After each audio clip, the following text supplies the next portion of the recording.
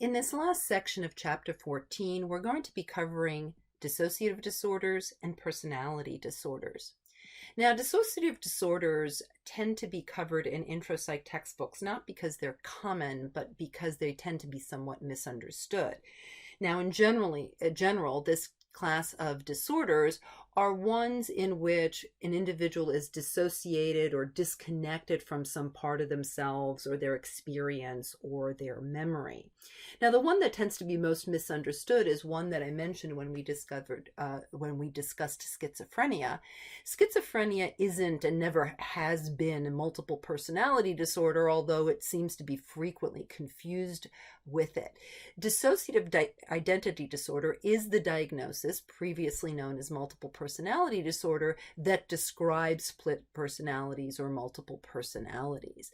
And this is a psychological disorder in which for an individual, there seem to be two distinct personalities, at least two distinct personalities that exist, and they tend to be self-contained and they tend to alternate to the extent that the distinct personalities may not be aware of each other, and so that an individual may experience apparent gaps in their memory when another personality was independently operating.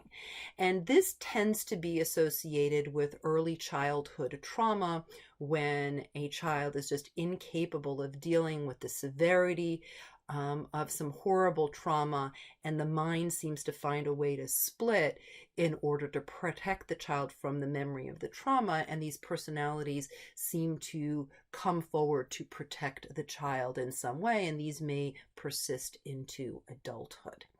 Now, dissociative amnesia is also associated with trauma, but here, when an individual becomes unable to recall important information about his or her past, it tends to revolve around the trauma itself.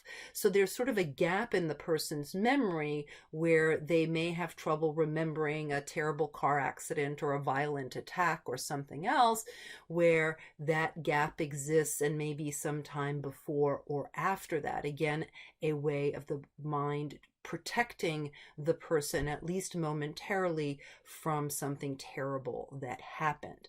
Dissociative fugue is essentially just dissociative amnesia with the added element of travel or relocation, where the individual who's experiencing the amnesia episode also then travels to some other location and may be found wandering or confused and unable to explain how they got there, and maybe unable to explain what gaps in their experience are unaccounted for. Now, these disorders tend to be quite rare. They're diagnosed in perhaps 1% of the population, but in fact, even those diagnoses tend to be somewhat controversial, particularly when it comes to dissociative identity disorder. There's a lot of controversy about this in the literature, about whether it even exists. There seemed to be an upsurge in the 1970s and 80s, partly accounted for perhaps by the fact that there were pop cultural references to multiple personalities and things like the Three Faces of Eve and Sybil. And so there was the concern whether this was overly diagnosed or whether psychotherapists who knew about this diagnosis actually somehow differentially reinforced client behavior in a way that made it appear that there were in fact different identities, where it was just different personality characteristics that were coming to the fore at different times. However, that's been also refuted to some extent in the literature, and there seems to be some research that indicates that individuals who have these multiple personalities, these identities may have things like different allergies or different eyeglass prescriptions and so on. So there might be something even physical happening during these shifts in identity. Now, when dissociative disorders do happen to occur, as I mentioned, trauma seems to be a common risk factor. So for DID, as I mentioned, there tends to be some extreme trauma in childhood, something that a child can't possibly, usually something violent, sexual, or otherwise, but really disturbing to the point where the child can't wrap their mind around it, and there is something protective about this disorder apparently in their lives. For dissociative amnesia, the trauma tends to be more recent. In other words, the amnesia or the fugue state tends to revolve around the occurrence of the trauma because that's what triggered the dissociation. Now, personality disorders are a different category altogether and used to be in a completely different section of the DSM. It used to be considered on what was called Axis 2, which was eliminated in DSM 5. And personality disorders are different because they're not mental disorders in the same way. They're really characterological. In other words, they're really sort of a part of the person that seems to be just the way in which they deal with the world tends to be so inflexible and maladaptive that it really becomes a problem in their everyday types of relationships. And these tend to emerge, in late childhood, early adulthood, and tend to persist throughout their lives in a way that actually really sort of resists treatment because it's a matter of who this person is and how they respond to the world. And there are 10 personality disorders identified in DSM-5. There's sort of an odd/eccentric group called the paranoid, schizoid, and schizotypal personality disorders, where there's some bizarre behaviors. Note that here the paranoia is not delusional or psychotic. It's just highly suspicious type of thinking. Then there is the category of borderline narcissistic, histrionic, and antisocial personality disorders. These are often described as dramatic or emotional or erratic. We're going to be describing 2 of these today.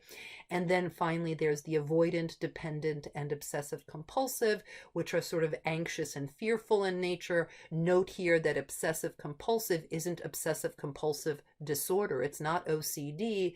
It's just a personality tendency to be hyper attuned to detail in a way that really becomes sort of inefficient in a person's life and maladaptive.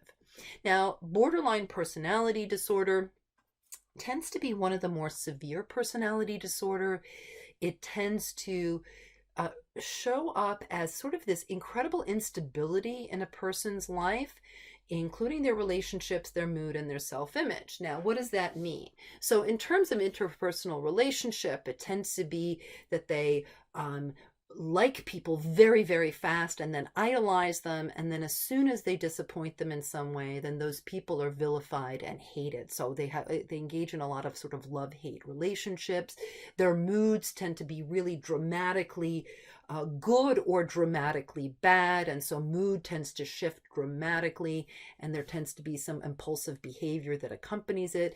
And self-image, they either feel very grandiose and they feel everybody else is inferior to them, or they have these collapses of self-image and they just feel horrible about themselves and become very self-deprecatory.